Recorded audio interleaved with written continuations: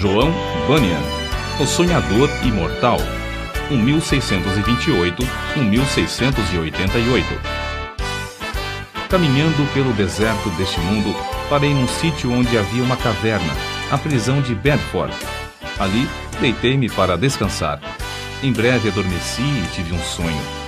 Vi um homem coberto de andrajos, de pé, e com as costas voltadas para a sua habitação, tendo sobre os ombros uma pesada carga e nas mãos um livro. Faz 3 séculos que João Bunyan assim iniciou o seu livro O Peregrino. Os que conhecem as suas obras literárias podem testificar de que ele é, de fato, o sonhador imortal. Estando ele morto, ainda fala. Contudo, enquanto miríades de crentes conhecem o Peregrino, poucos conhecem a história da vida de oração desse valente pregador.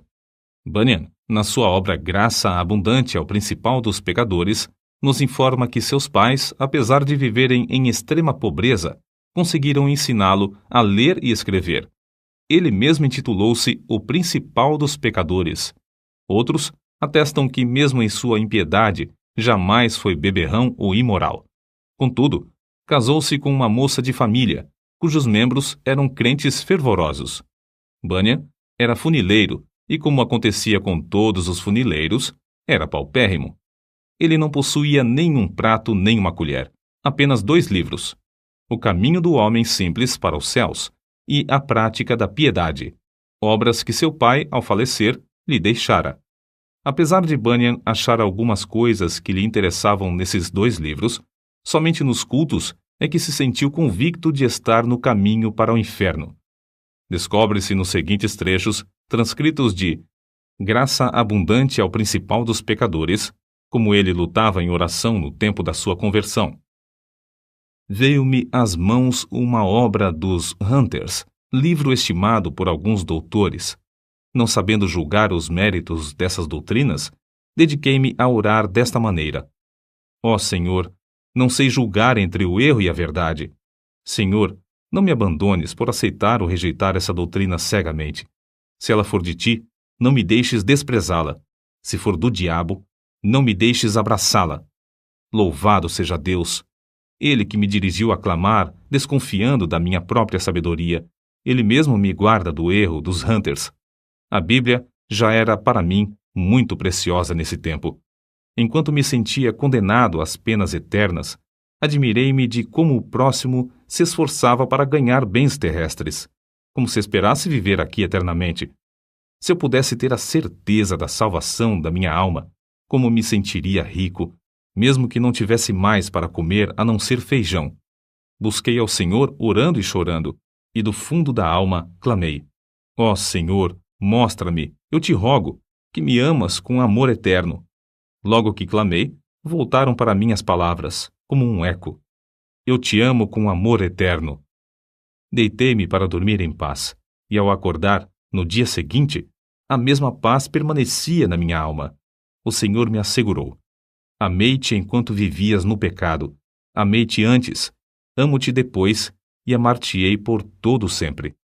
Certa manhã, enquanto tremia na oração, porque pensava que não houvesse palavra de Deus para me sossegar, ele me deu esta frase: A minha graça te basta. O meu entendimento foi tão iluminado como se o Senhor Jesus olhasse dos céus para mim, pelo telhado da casa, e me dirigisse essas palavras. Voltei para casa chorando, transbordando de gozo e humilhado até o pó. Contudo, certo dia, enquanto andava no campo, a consciência inquieta, de repente essas palavras entraram na minha alma: Tua justiça está nos céus. E parecia que, com os olhos da alma, via Jesus Cristo à destra de Deus, permanecendo ali como minha justiça. Vi, além disso, que não é o meu bom coração que torna a minha justiça melhor, nem que a prejudica, porque a minha justiça é o próprio Cristo, o mesmo ontem, hoje e para sempre. As cadeias, então, caíram-me das pernas. Fiquei livre das angústias. As tentações perderam a força. O horror da severidade de Deus não mais me perturbava, e voltei para casa regozijando-me na graça e no amor de Deus. Não achei na Bíblia a frase: Tua justiça está nos céus, mas achei o qual para nós foi feito por Deus sabedoria e justiça, e santificação e redenção. 1 Coríntios, capítulo 1, versículo 30. E vi que a outra frase era verdade. Enquanto eu assim meditava, o seguinte trecho das Escrituras penetrou no meu espírito com poder. Não pelas obras de justiça que houvéssemos feito, mas segundo a sua misericórdia nos salvou. Assim, fui levantado para as alturas, e me achei nos braços da graça e misericórdia. Antes temia a morte, mas depois clamei: quero morrer. A morte tornou-se para mim uma coisa desejável. Não se vive verdadeiramente antes de passar para outra vida. Oh, pensava eu, esta vida é apenas um sonho em comparação à outra. Foi nessa ocasião que as palavras herdeiros de Deus se tornaram tão cheias de sentido que eu não tenho como explicá-las aqui nesse mundo.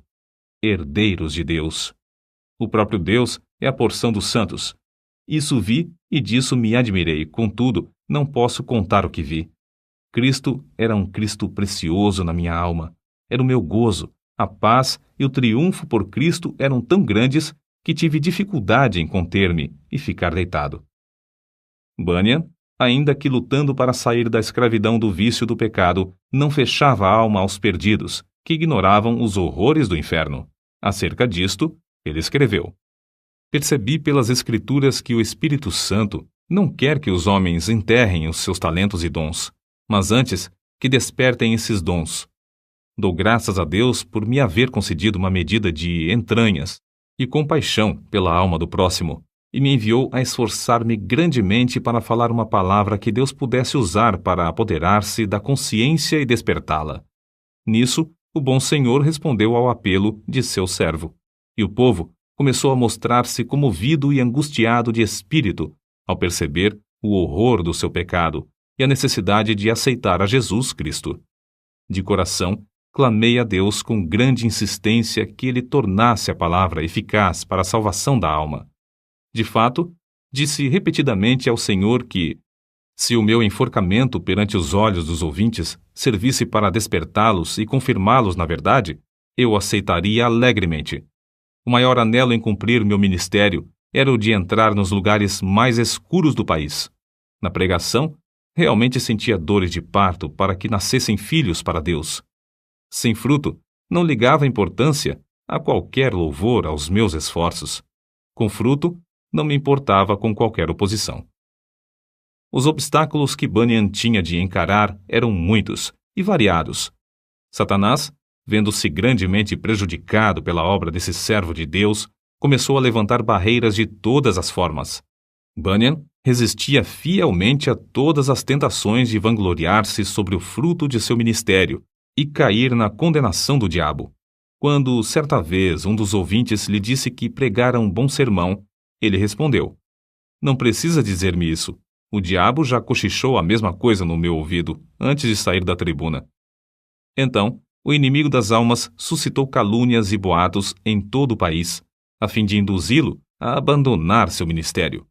Chamavam-no de feiticeiro, jesuíta, cangaceiro, e afirmavam que vivia amancebado, que tinha 2 esposas e que os seus filhos eram ilegítimos.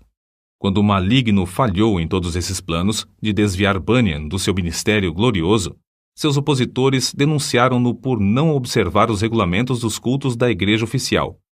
As autoridades civis o sentenciaram à prisão perpétua, recusando terminantemente a revogação da sentença, apesar de todos os esforços de seus amigos e dos rogos de sua esposa. Tinha de ficar preso até se comprometer a não mais pregar. Acerca de sua prisão, ele diz: nunca tinha sentido a presença de Deus ao meu lado em todas as ocasiões como depois de ser encerrado, fortalecendo-me tão ternamente com esta ou aquela escritura, até me fazer desejar, se fosse lícito, maiores provações para receber maiores consolações. Antes de ser preso, eu previ o que aconteceria, e 2 coisas ardiam no coração acerca de como poderia encarar a morte, se chegasse a tal ponto. Fui dirigido a orar pedindo a Deus que me fortalecesse com toda a força, segundo o poder da sua glória, em toda a fortaleza e longanimidade, dando com alegria graças ao Pai.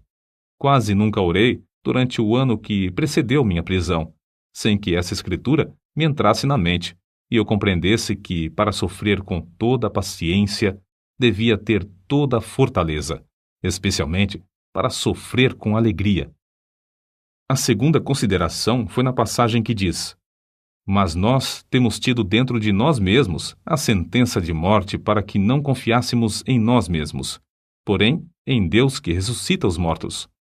Cheguei a ver por essa escritura que, se eu chegasse ao ponto de sofrer como devia, primeiramente tinha de sentenciar à morte todas as coisas que pertencem à nossa vida, considerando-me a mim mesmo, minha esposa, meus filhos, a saúde, os prazeres, tudo, enfim, como mortos para comigo e eu morto para com eles.